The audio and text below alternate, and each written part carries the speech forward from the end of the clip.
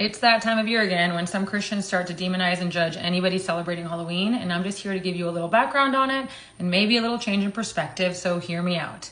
Now, Halloween didn't start in the church, but the church does play a role in it. It also didn't start as something evil. It began hundreds of years before the church with a Celtic festival called Samhain. That festival marked the end of harvest. And that's the time when crops were gathered, winter was coming. People believed that the veil between the living and the dead was thin, so they'd light bonfires, wear costumes to protect themselves from the spirits. Then the Christian church stepped in. They created something called All Saints' Day.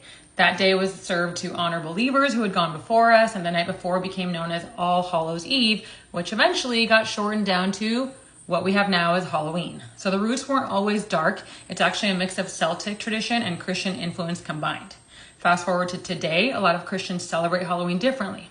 They don't glorify the fear of the darkness, but they focus on community, connection, fun.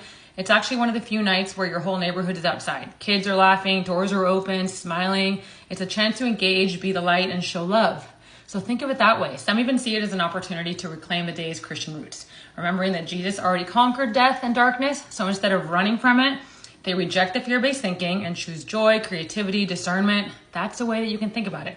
Skip the creepy stuff maybe, keep it wholesome, shine light where the world expects shadows.